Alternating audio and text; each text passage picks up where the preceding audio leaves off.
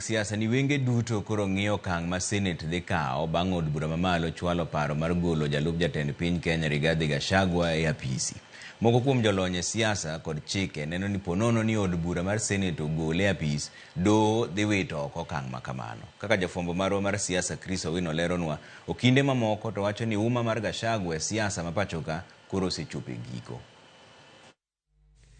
Juma achiel mabiro dhi bedo thuolo malach ne jalup jatend piny Rigathi Gachagua e kinde ma od bura mar Senet dhi rese kata goyo musmal mogik e sanduk mare e weche mag siasa. Bang' jo od bura 282 goyo ombulu mar thiche oko chieng' tich ariyo, od bura mar Senet dhi goyo ombulu chieng' tich ang'wen juma manyien. Ponono ni senetas 45 oyude kod ketho moro amora kuom ketho duto 11 ma itudego, Gachagua biro dhi pacho. Gachagua kata kamano nigi ratiro mar dhi e doho mamalo poni od bura mar Senet othiche oko. Penjo maduong' en ni to bende nitiere geno moro amora ni bad migawo mar doho nyalo dhi reso yie mar Gachagua kuom nimo. Okil Kamaloka Danstan Omari wacho ni en kod geno ni doho mamalo dhi duoko Gachagua e apisi poni od bura mar Senet othiche oko. If Senate approves, then he will go to the courts. In the courts are not going to look at the tallying of the voters. The courts are going to look, one, was due process followed? Public participation. Article 47 will save Gachagua. That is one point.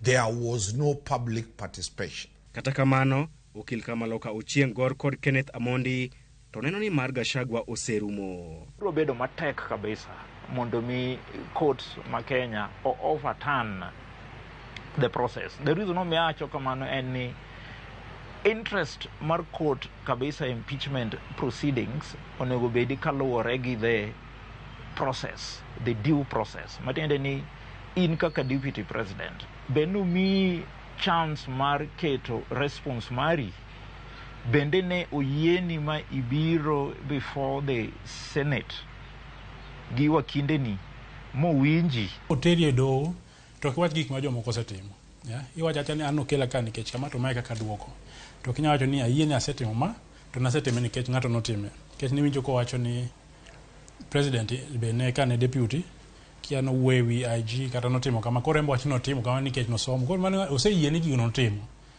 koro mano admission koro ni part okapar ko dhie do to dhi to maybe Senate nya konye but Danstan Omari Ochieng Gor kod Kenneth Amondi owinjore e paro ni wach maduong' ma Gachagua nyalo keto geno mare e doho en wach mar kawo pach jopiny.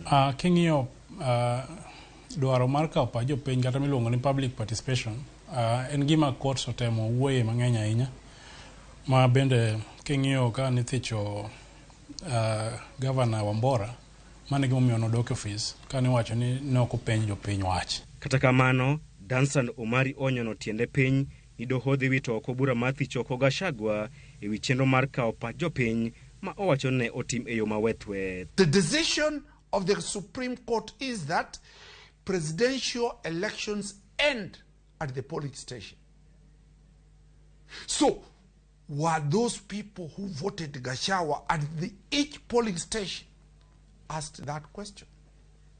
So, on that one question alone, Gachagua will be saved by the court. Korka korgi, Ochieng Gor kod Kenneth Amondi yango ni geno makamano dhi muonyo pi nikech onge chik malero e yo malong'o kaka onego tim chenro mar kawo pach jopiny. Gima gidhi yiengore ahinya en mar dayo dho jopiny no. Gidhi wacho ni procedure gi time nokomi jopiny thuolo moromo mondo gi debate kata mondo gichiw pachgi e wachni.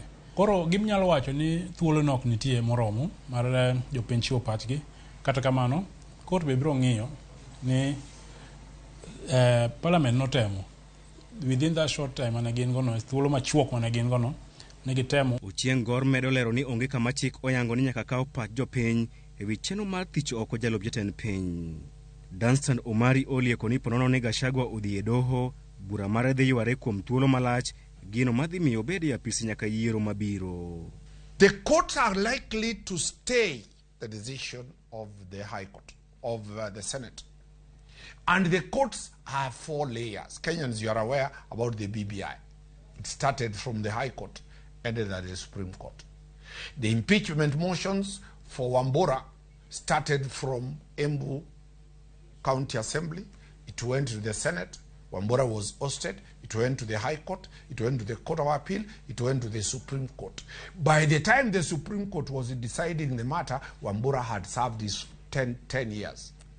So, we have now the drama going on with Kawira. The process started in Meru. It went to the Senate. The High Court stopped. Kawira is in office. When will this drama end? So those are legal avenues provided by the Constitution, and Gachagua is entitled to use them. E komachielo, Umari wacho ni kata ka od bura mar Senet othicho oko Gachagua kendo doho opuodho gol mare e apisi, chenro mar gole e apisi dhi miye mbi maduong' mar siasa. Chris Owino, Ramogi TV, Nairobi.